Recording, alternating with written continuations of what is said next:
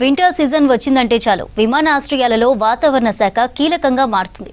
తరచుగా శీతాకాలంలో వాతావరణం సహకరించక పలు రైళ్లు విమానాలు రద్దవడం ఆలస్యం అవుతుంటాయి. అసలు వింటర్ సీజన్ రవాణా వ్యవస్థపై ఏ విధంగా ఎఫెక్ట్ చూపెడుతుంది? ఎంత శాతం పొగమంచు తీవ్రత ఉంటే ఫ్లైట్స్ రైళ్లు రద్దవుతాయి? వాతావరణ శాఖ విమానాశ్రయాలలో ఏ విధంగా సూచనలు జారీ చేస్తుందో తెలుసుకోవాలంటే ఈ స్టోరీ చూడాల్సిందే.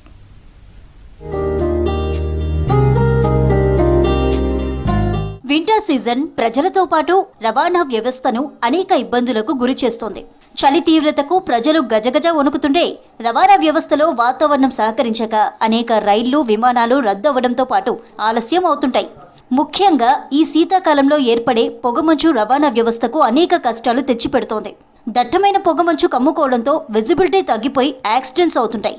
దీంతో రవాణా వ్యవస్థ అప్రమత్తమై పలు రైళ్లను విమానాల రాకపోకలను ముందస్తు జాగ్రత్తగా రద్దు చేయడంతో పాటు టైమింగ్స్ ను చేంజ్ చేస్తుంది. విమానాశ్రయాల్లోనూ వాతావరణ శాఖకు ప్రత్యేక స్థానం ఉంటుందంటున్నారు వెదర్ ఆఫీసర్స్.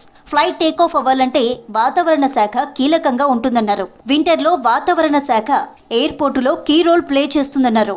ముఖ్యంగా పొగమంచు అధికంగా ఉన్నప్పుడు విజిబిలిటీ తక్కువగా ఉంటుందన్నారు. ఈ సమయంలో విజిబిలిటీ, మేఘాలకు సంబంధించిన ఆధునిక పరికరాలు అందుబాటులో ఉండడంతో వాతావరణ హెచ్చుతగ్గులపై ఎయిర్పోర్టు సపోర్టింగ్ గ్రౌండ్ స్టాఫ్తో ఐఎండీ సూచిస్తుందన్నారు.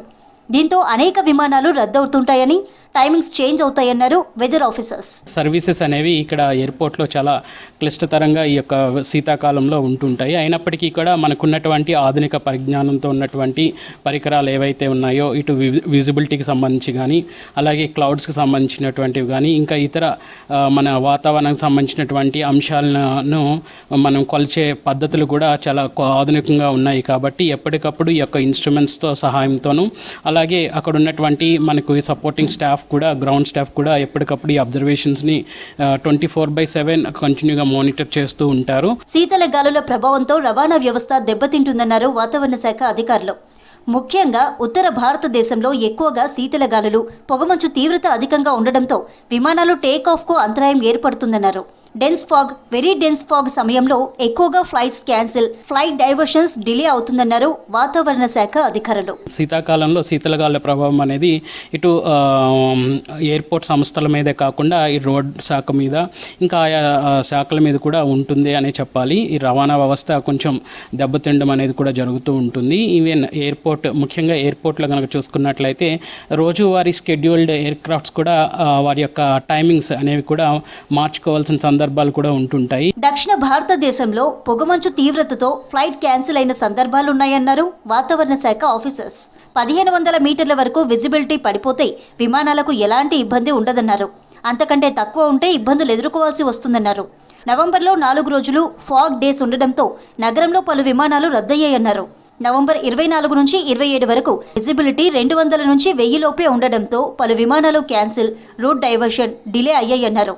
డిసెంబర్ 2న 150 వరకు విజిబిలిటీ పడిపోయిందన్నారు వెదర్ ఆఫీసర్స్. 200 నుంచి 500 మీటర్ల వరకు ఉన్నటువంటి పొగమంచును మోడరేట్ ఫాగ్ అనేసి, అలాగే 50 నుంచి 200 మీటర్ల వరకు కూడా విజిబిలిటీ డ్రాప్ అవుతే దాన్ని డెన్స్ ఫాగ్ అనేసి, ఎప్పుడైతే విజిబిలిటీ 50 మీటర్ల కన్నా తక్కువగా డ్రాప్ అవుతే వెరీ డెన్స్ ఫాగ్ అనేసి కూడా మనకి ఎప్పటికప్పుడు క్లాసిఫికేషన్స్ అనేవి కూడా చేయడం జరుగుతుంటుంది.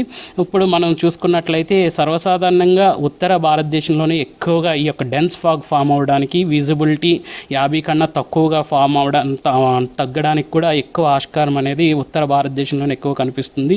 వాతావరణం సహకరించక, సమయపాలన పాటించక విమానాలు రద్దు లేదా ఆలస్యం అవడంతో ప్రయాణికులు అనేక ఇబ్బందులు ఎదుర్కొంటున్నారు.